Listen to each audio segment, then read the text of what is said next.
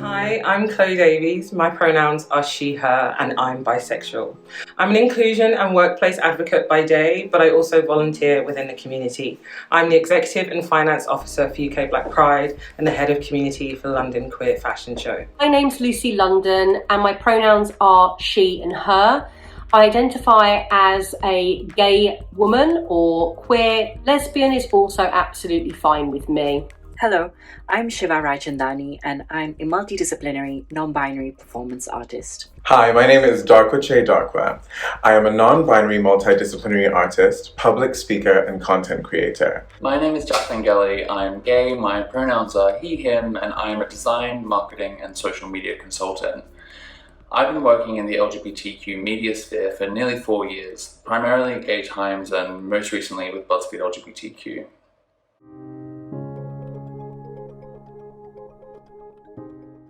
Being LGBTQ in the UK today means being able to forge a path for those like me who come after me. It means family to me. It means everything to me. My chosen family, my friends, my community. Losing friends and family through coming out. There's nothing like community for that support. I wish that I had that when I was going through self-discovery.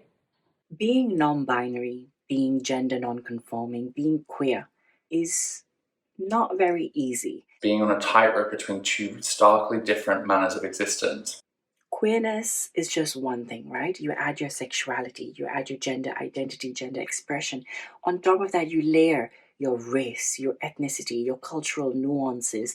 All of these things add a compounded effect on how you navigate society. On the one hand, you're part of the most colourful, enriching, vibrant and warm community on earth. However, on the other hand, there are constant and insistent reminders of just how much fighting there is still to do for those most vulnerable in our community, and how easily our hard-earned freedoms can be taken away from us. And it's true, it is hard, but I feel while acknowledging the adversities we face, we must also acknowledge the opportunity that we have, the great opportunities that we can create for those in our community to step into as we grow. Despite all of those multiple layers of marginalization and discrimination, being queer means tapping into joy. The people that see me, that uplift me, that protect me and empower me to be and live in my full trueness of myself. Being queer in the UK means balancing these two realities equally so that you don't find yourself too overwhelmed by the negatives while equally never finding yourself too wrapped up in the positives so as to forget those who aren't as fortunate as yourself. And for those outside of our community, learn from and step up to be true and active allies.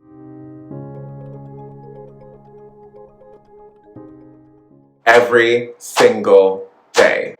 I'm a Black bisexual woman. I'm resilient every single day of my life. I was a semi-finalist on Britain's Got Talent a few years ago and oh my God. Resilience has really been a necessity for survival. In 2020, the world got to see how little bodies like mine are valued. And I don't want to be your token. I don't want to be your box tick.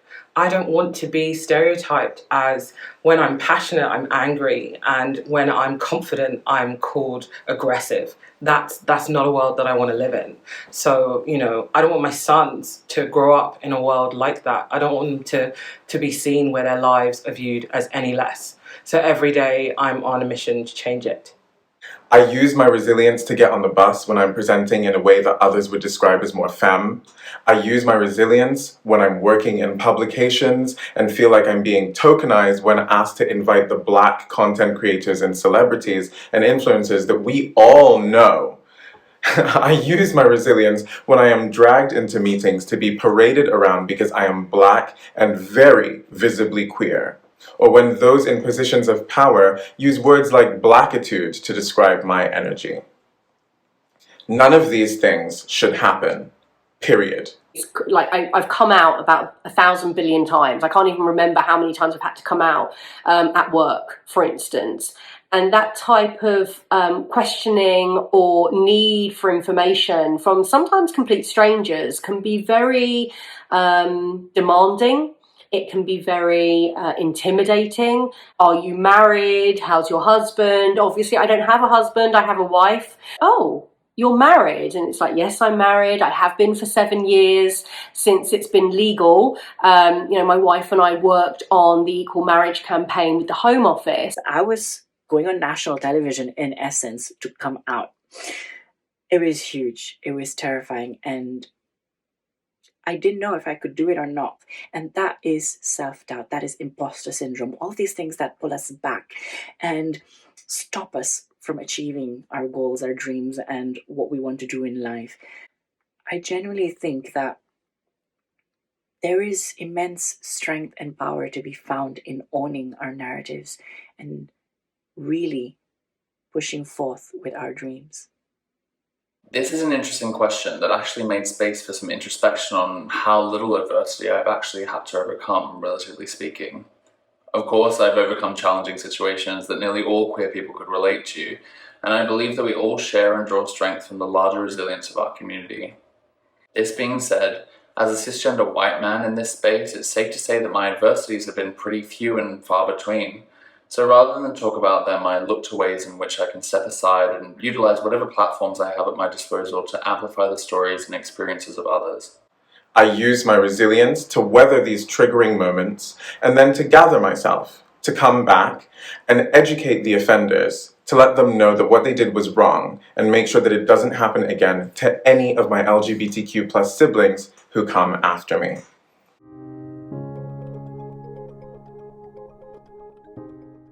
Amber Hikes. I remember watching her on stage at the Out and Equal conference in Seattle a few years ago, and she delivered one of the most powerful speeches I think I've ever witnessed in my life, and I felt seen. In that moment, I felt uplifted. Her words felt like she was talking right to me, and they were like a war cry to my soul. I urge you, go and watch it. She ended her speech by saying, "We must show up, speak up, and stand up for each other." And I'm so proud to call this amazing Black queer woman that spearheaded adding the black and brown stripes to our pride flag as one of my dear friends. Well, there's hundreds I could name, and for lots of different reasons and their contribution to our rights right now. But I think I'd probably have to go for Anne Lister. And probably Anne Lister is somebody that you might also identify as Gentleman Jack. And Anne Lister was just one of those kind of powerhouses. She did things that she wasn't meant to do and she shouldn't do. And that was things like being a boss, owning land, having people work for her, owning her own property, not having a husband, dating women, which was completely illegal. And, she just basically did her. At that time, it was absolutely unheard of. Every time I talk about her, I think about her, I have multiple conversations about her, it puts a huge smile on my face because I just love the guts and determination of saying I can and I will. One person that stands out to me, and that is Lady Phil. When I tell you that Lady Phil is the most important person in the UK's LGBTQ history, it really shouldn't come as a surprise.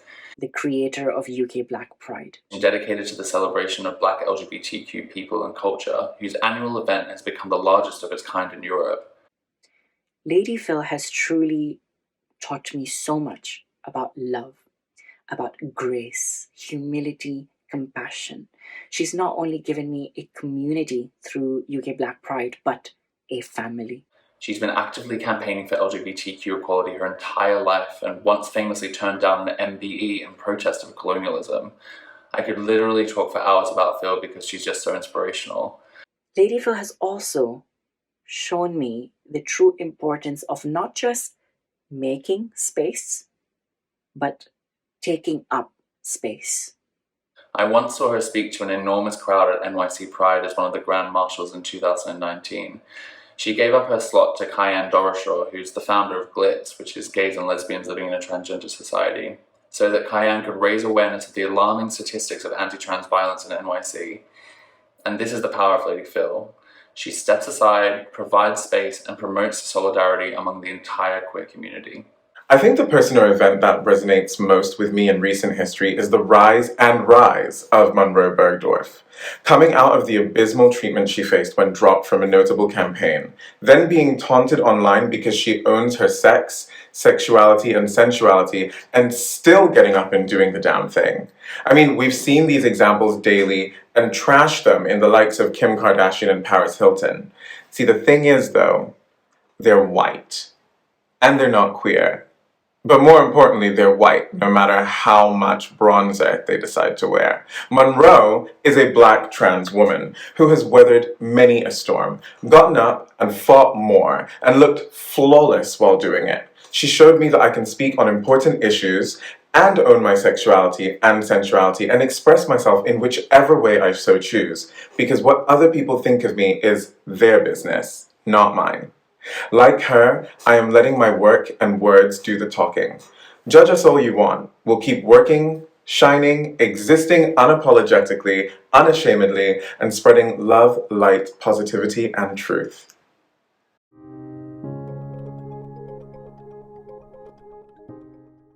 My favourite thing about being LGBTQ is us in all of our identities. We are the magic. What do I love most about being LGBTQ? The fashion. What's my favorite part about being in the LGBT plus community? Oh God, I couldn't possibly pick one reason. That would be too difficult. I mean, what more could you ask for than getting up every day and realizing that you're part of the most fabulous and the hottest community in the world? There is nothing like it. We're truly incredibly lucky to be part of something so beautiful. There's so much to cherish. There's so much to be proud of. And I think it does come down to the fact of solidarity, about love, about standing up for one another in all sorts of times, happy times, sad times, difficult times, in the struggles, in the joys, standing with one another, acknowledging our differences, our diversity of thought, our diversity of lived experiences, respecting that, valuing that, making space for that, and coming together as a collective, not working in silos, not in isolation, not being alienated, but coming together, understanding that our struggles are complementary, intersectional, and the only way forward is together. And that is truly the essence of a community that we are so fortunate to be a part of. My favourite thing about being in the queer community would have to be our constant growth and the diversity that each day brings. We're on the bleeding edge of culture and everything we do is radical. Whether it's listening to Otamare and Tom Rasmussen wax lyrical on the importance of queer love, or Taste, Bimini, Lawrence and Ahura getting me to scream bing, bang, bong at the top of my lungs, it's all in a day's work for us. This hilarious dichotomy is what being queer is all about, and it's extremely energizing to be part of. My favourite part about being a member of community is really about belonging, and quite often being part of the community means there's been some kind of some kind of loss, usually with friends and family, especially if you come out slightly later in life. People kind of know you to be a certain person or what they think is a certain person, and it can be very, very difficult to connect with old friends and even family members. And for me, community means, made family. It's the people that you go to and share things with that completely understand your journey. The friends and family that I've made and built through community are absolutely priceless to me, and I'm very proud to be part of the community.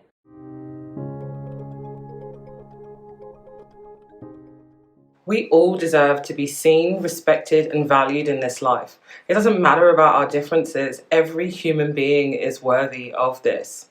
Show up for your teammates. Take an active interest and get to know them. Get to know each other. Educate yourself on what you don't know, and don't be afraid to simply just ask. I don't personally like the term ally because it's passive. Anyone can say that they're an ally. Like, what are you actually doing? Me, I prefer co-disruptor. Top tips for employers is looking at the simple steps that can be made, and also language. Language is hugely segregating. So you really need to think about inclusion as far as language, and making sure that newsletters, general emails, especially when you're talking about families or spouses or anything like that, that you're thinking outside of your own box, as I have to all the time, as everyone should have to. When my place of employment actually created non-gender specific toilets, so gender neutral, was on the door, I actually felt seen. As employers, I'd say all of you need to see me and the likes of me as more than just box-ticking hires. Don't look for people like me as freelancers around Pride and then drop us until Black History Month. Hire us. Work with us. Year-round, as we exist year-round, not just in months arbitrarily dedicated to us because of the cis-het guilt or guilt from the slave trade. Respect our work and pay us accordingly. Thank you. That's the tweet. My message to our allies out there is this. Don't just open your doors for us. Open your hearts as well. Empathize and listen to our stories. Because the more you listen to our stories and empathize, the more you'll see that we have so much more in common than we don't. And you can only do that by centering us in our own narratives, by giving us our own platform, and not necessarily jumping on a bandwagon to do what you think we want. Instead, listen to us about what we need. Because Lord knows we've been shouting about what we need on the mountaintops for ages. So it's just taking a step back, allowing yourselves to listen to what is needed, and then take active steps, because allyship doesn't just stop with listening. It doesn't stop with awareness and understanding. There needs to be sustainable, tangible action that follows in an ongoing process to stand up and not just be bystanders, to be vocal about your support and visible about your support, so that translates into more support, and it trickles down when others see you as a role model in allyship. Others will follow suit. And take your allyship to the streets, not just online, not just sort of performative. Ensure that what you do online matches your actions in real life as well. Only that way can we move forward together. Only that way can we create a level playing field, because that's truly what allyship is all about. Just fucking listen. It's really not that hard. This is 2021 and excuses aren't going to cut it anymore, and to be honest, they never really did in the first place. If you want to be an ally in the workplace, it's your job to, as I mentioned, fucking listen. But not only that, you need to actively identify and unlearn the subconscious prejudices you've picked up in your life among the straights. And seek out knowledge for yourself too, so that you're not treating every single queer person who comes across your path like some human walking Google search engine.